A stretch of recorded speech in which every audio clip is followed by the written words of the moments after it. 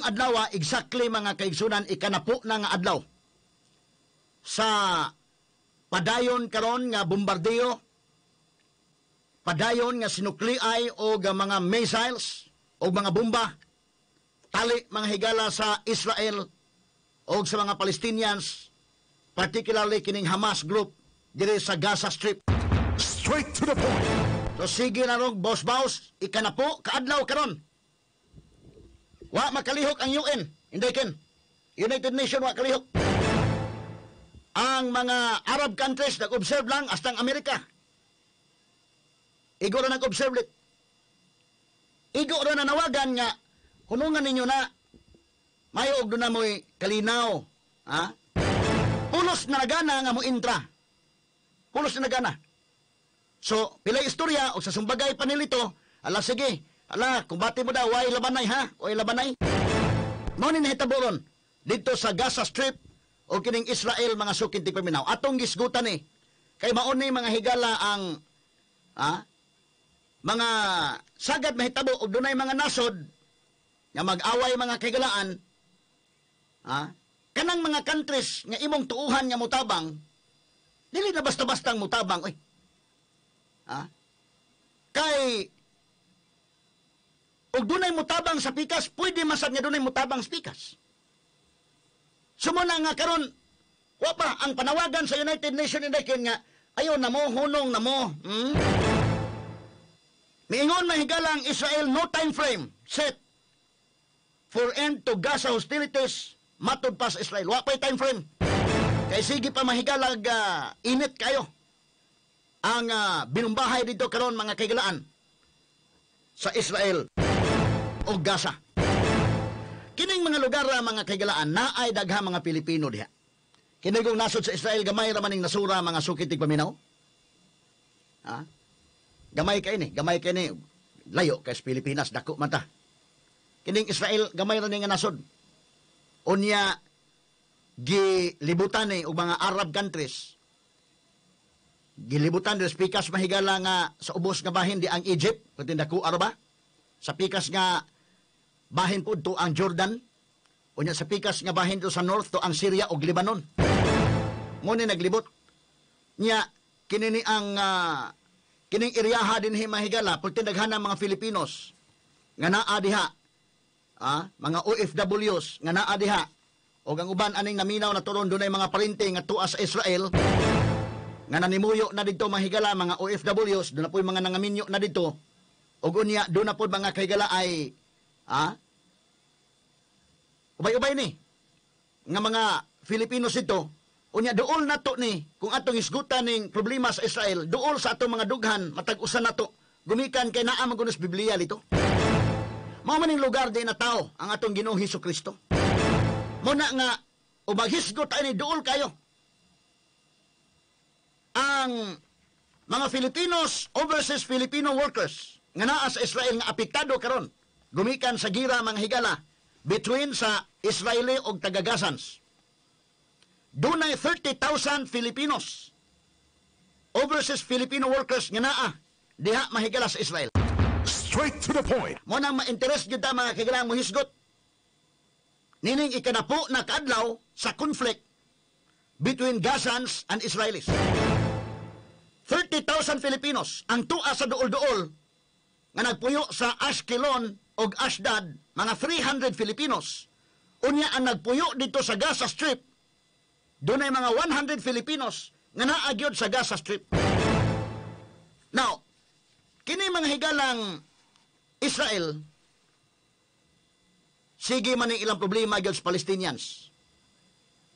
Dugay na kayo nga katuigan nga grabe na ilang problema diha mga sukit ti paminaw. In fact, bordel gibutangan na ng mga koral diha ang ilang bordel. Lahi mo ni ato nga at least doon tay dagat ba, nga masiparit atong nasod sa pikas pong nasod tungod sa kadagatan. But kini mga nasod dito, ang ila dito mga higala, pag adto na ko ning Israel, pag pilgrimage mo dito, kay kining Israel god, manang daghang mga Filipinos mga adto kay pilgrimage man.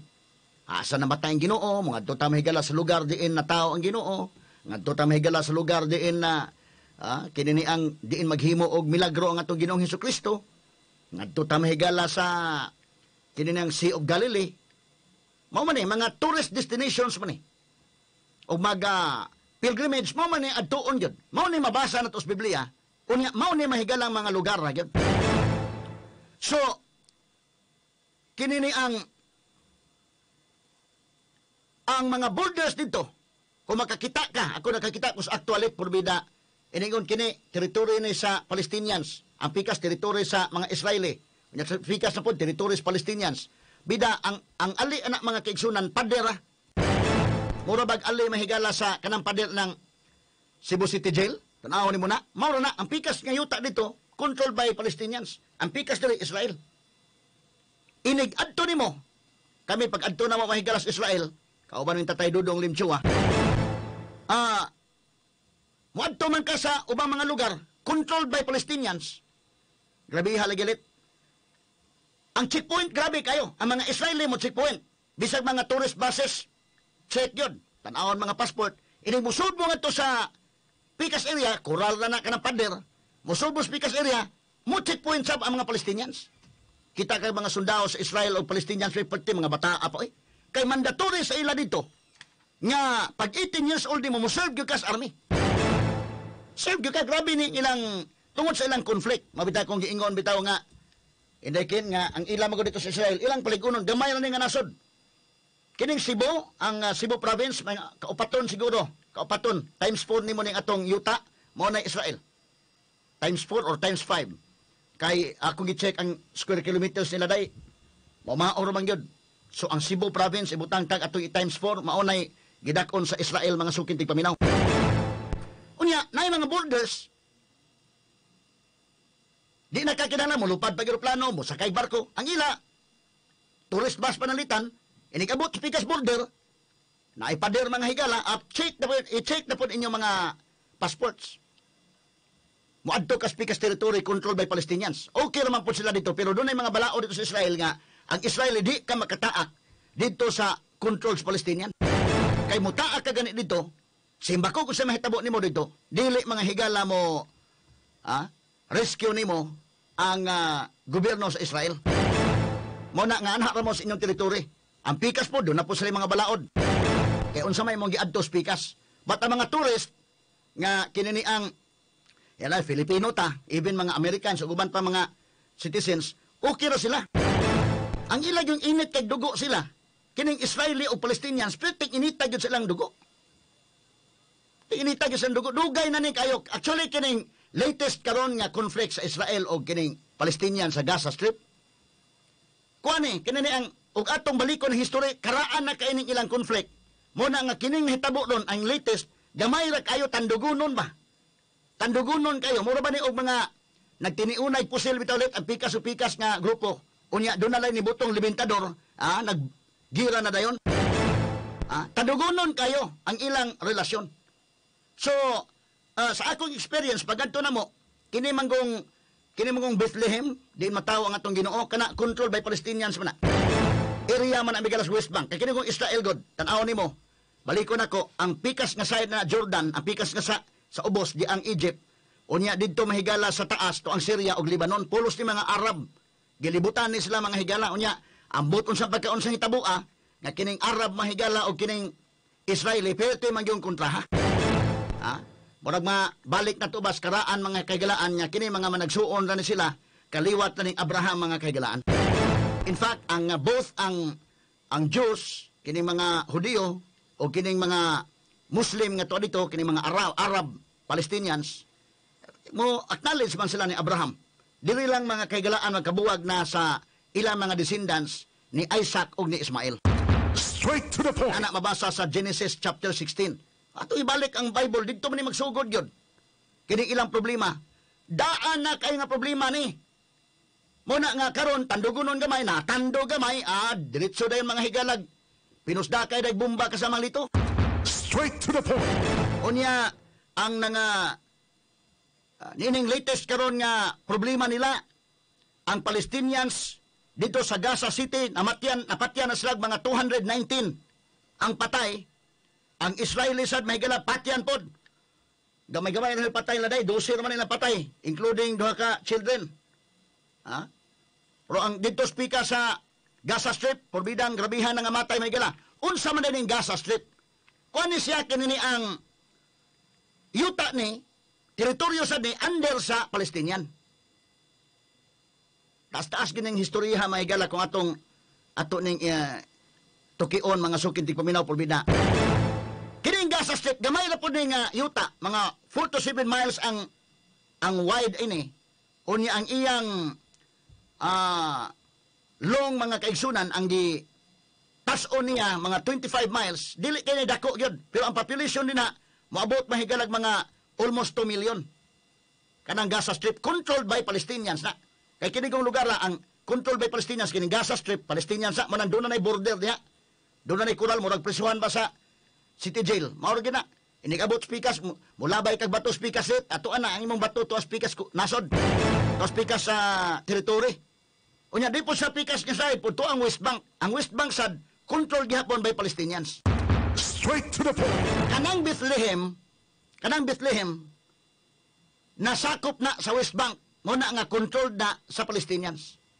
Mo nang pagngadto na mo ng Bethlehem, checkpoint oy. Checkpoint tanaw ba nga kuan dayon. So adto ka sa diin mataw nga atong Ginoo.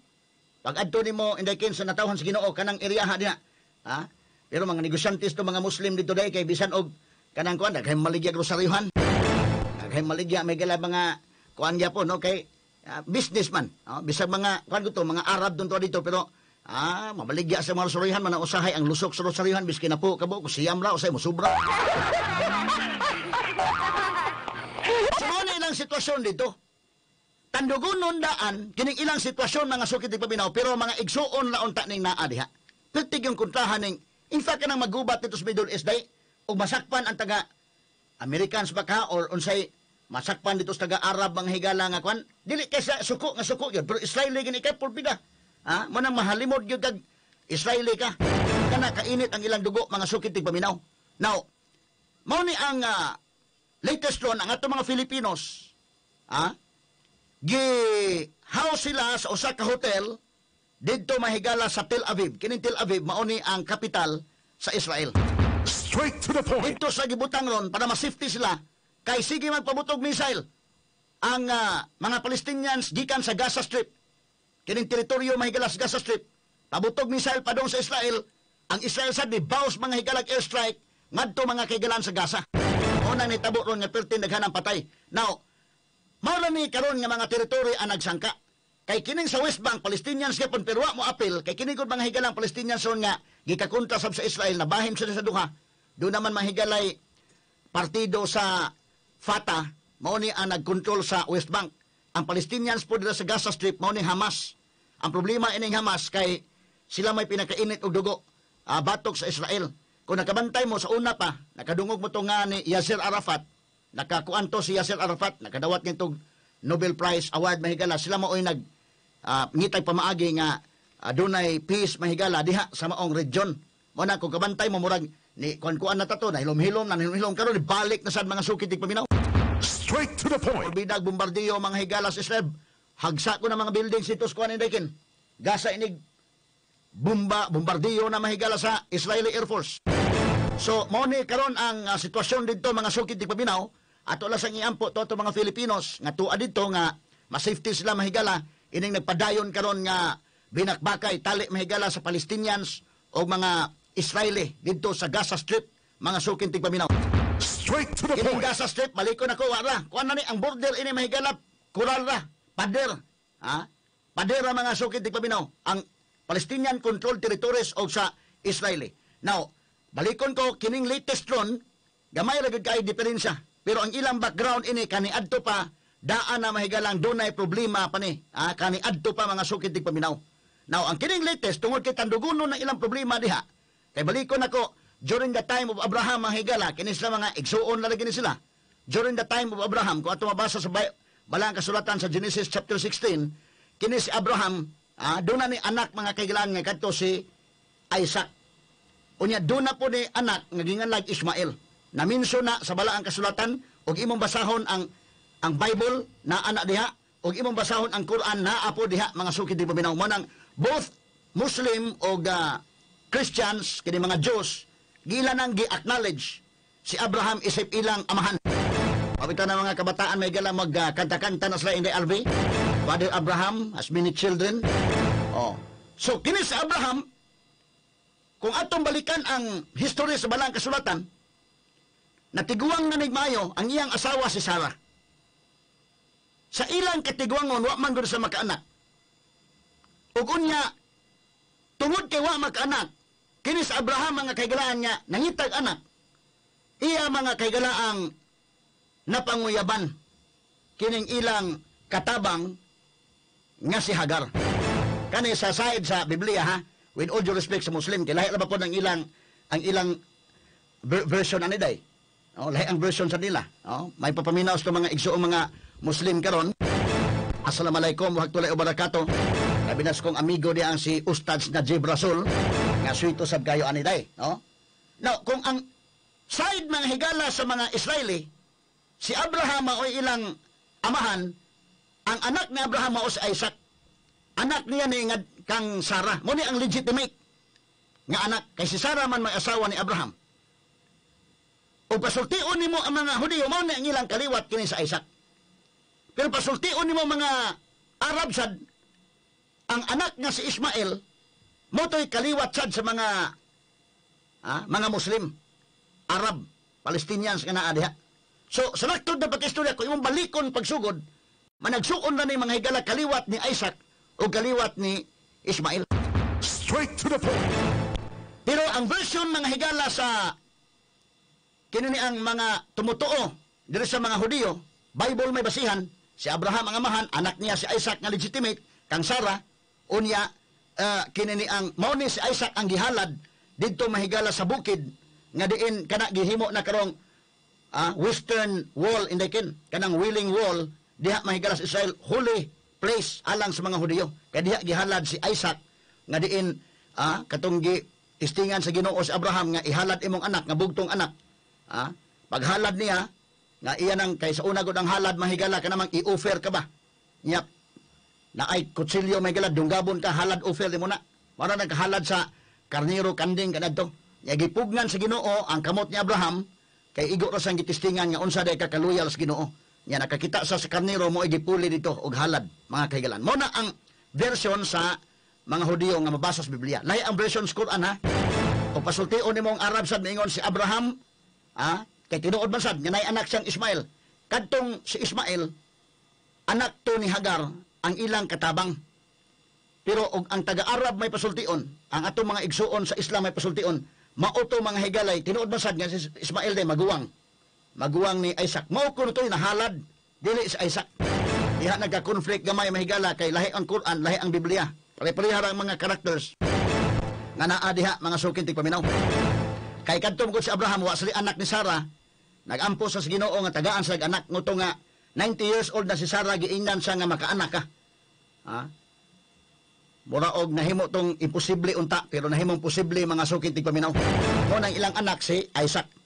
Pero ang Biblia sa dagbutyag nga sawa pa mahigala makaanak si Abraham kang Sarah sa iyang asawa, iya to mga higalang na anakan ang ilang katabang dahil mo na si Ismael.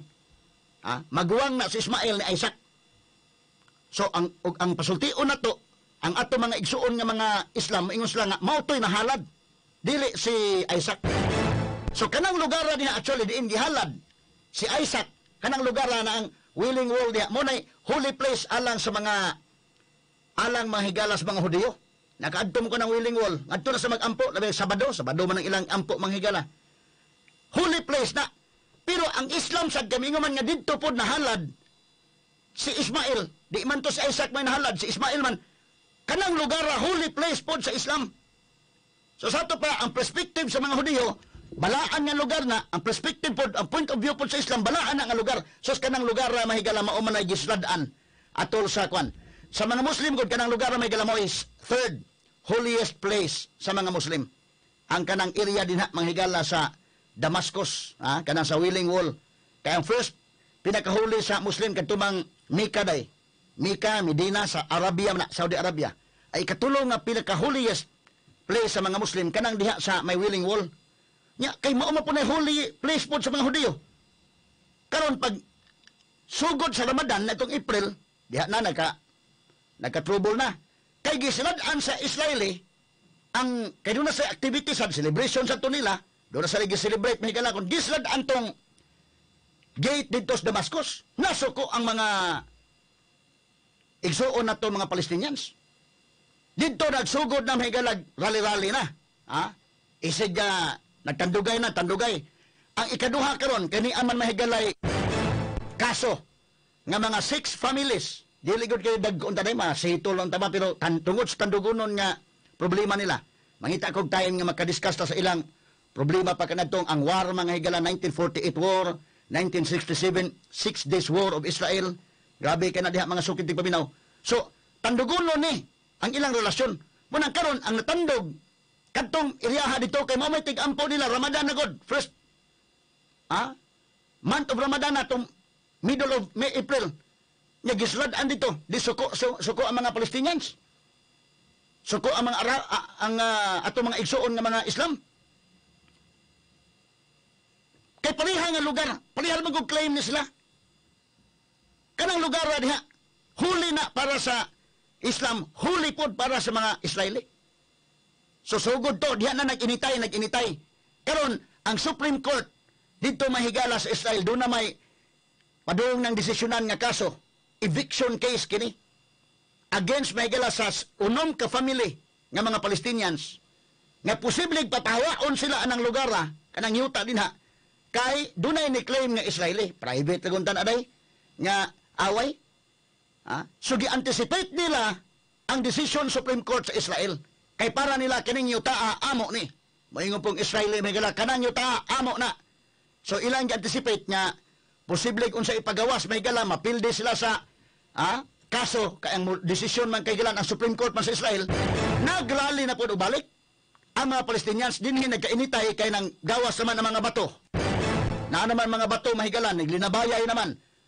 Permiro gipanlabay day kana pamto mga ice water nadugay bato na may labay. Di mi responde ang kapulisan sa Israel, gitirgas nila ang pikas pod nga side sa nagrally. Gitirgas, gi-water cannon. Suko kayo ang mga igsuon na to mga Muslim. Munang miingon ang mga Palestinians nga diri sa mga Hamas, diri sa Gaza Strip magbayad og dako ang Israel sa ilang gihimo. Niini mga higala kay astang muski dito gi sud man mahigala sa Israeli police. So man nga suko sila. Pagkasuko unang nipabuto og bomba. Unang nipabuto og missile dito sa Gaza Strip padung sa Israel. Pagpabuto pag missile mga kaigalaan, suko ang Israel, mibaos og airstrike. Mo na ron hantodon ikanapo kaadlaw.